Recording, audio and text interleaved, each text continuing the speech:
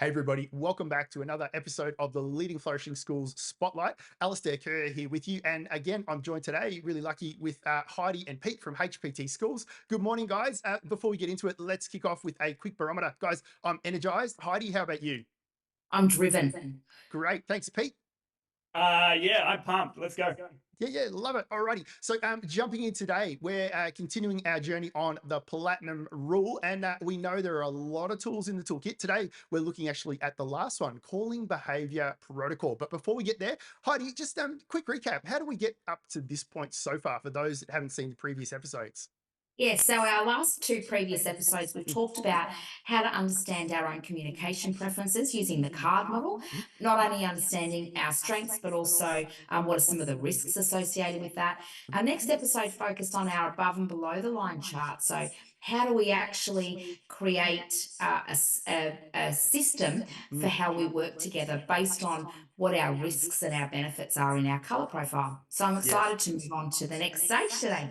Yeah, beautiful. Thank you. Because, of course, nobody is perfect. We all kind of dip below the line from time to time, even though we don't mean to. But we don't want to let it sit there. So today we're digging into this one. Pete, tell us what this is all about.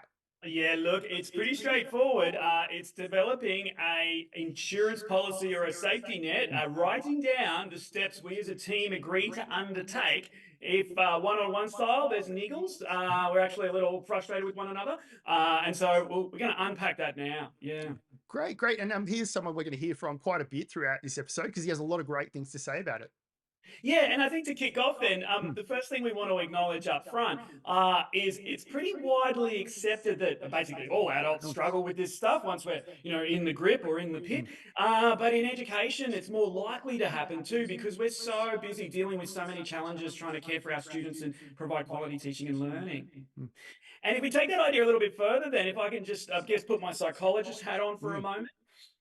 And you can see on the screen now that, you know, when we're emotionally triggered, when someone says something or doesn't say something, we go, hang on a minute, that's a bit cruel. I don't know. Oh, gee, I think they're having a go at me. Well, what that does is it completely changes our mental operating system because we have this thing called the stress response where we have this sort of sudden rush of adrenaline. And then we have to choose what to do with that. And as you can see here now, this is really important. And sometimes we have to slow it right down here just to reconnect with this with the schools. There are four options when I'm now upset with somebody else because I feel like they've offended me somehow: fight, flight, freeze, or fawn.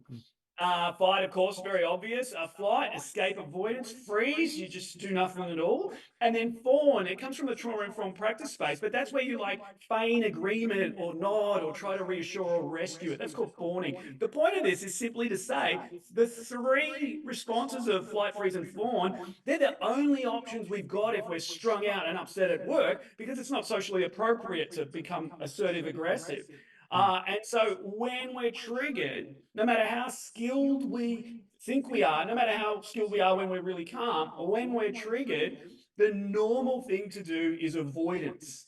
And if school leaders and people working in schools can get the hang of that, they can cut themselves some slack because a lot of the tension and unresolved conflict is happening through this loop, and this loop is entirely normal. But as you'll see in a minute, we can't allow that loop to continue. It's not productive.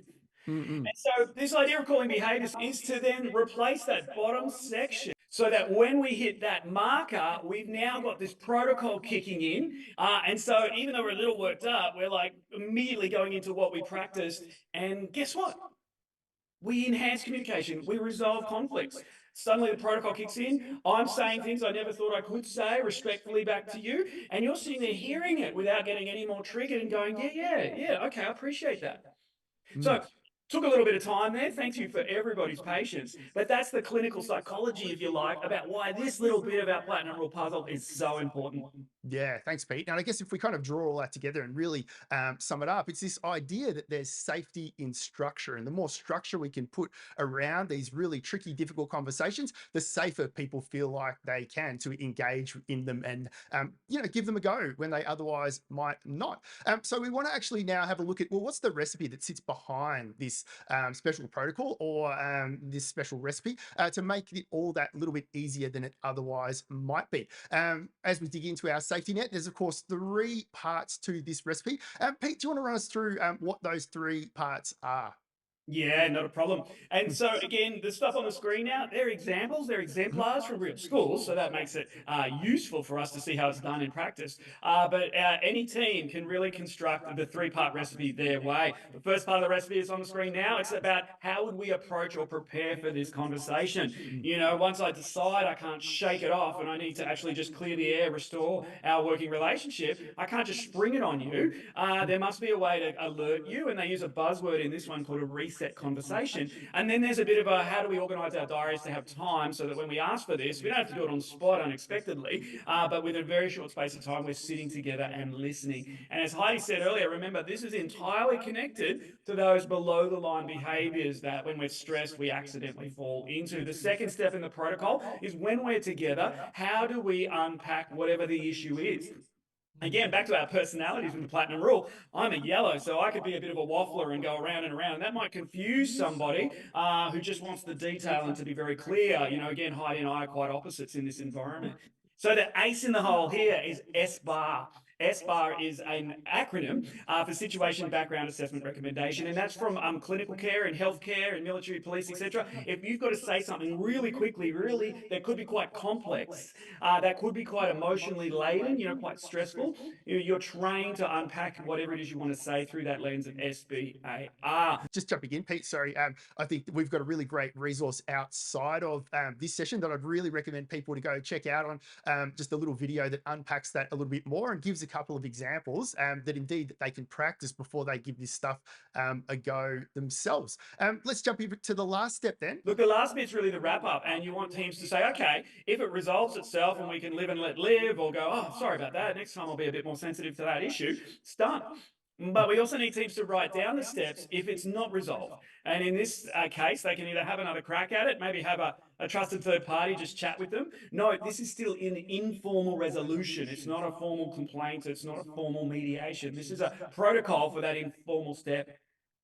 Or they don't have to do this again if they've tried once, but if it's going to formalise now into a complaint, a grievance, we encourage team members to consider at least CCing the other person in, at least alerting them that that's the next step that they've chosen to take. So that if conflict does have to become more formalised and all of those difficult things, it's happening in the most psychologically safe way possible. Now, Great. Thank you, Pete. And I think the real kind of chestnut inside all of this too is that once our protocol is set up, and it is really as easy as kind of following the protocol. But the main thing is we want people to practice this when, you know, when they're kind of not stressed, so that when they are stressed, it just becomes all that more easy for them. So again, going back to the video and the extra training there. All right. Hey, we want to jump out of having a look at our tool now and get over into some real world showcase. And actually, we're really lucky today. Heidi, this showcase is all about your school from when you were a principal back in the day, Helensvale State School. So the floor is yours. Tell us all about how this came to life in your school. Yeah, thanks, Al. So we were working through the HPT systems in a really systematic way, and we created team profiles. We had above and below the line charts. So the next logical step was establishing those calling behaviour protocols. Part of the leadership team, we were using the protocol, and difficult conversations are never easy, and we don't suggest that it is. But when you've got a protocol, this kind of takes the emotion out of having the conversation. We're able to really have a conversation that's short, sharp, and really able to identify what the problem is and what a potential recommendation or solution might be moving forward. Because what we're actually trying to do is restore, repair, build on the working relationship between the two adults.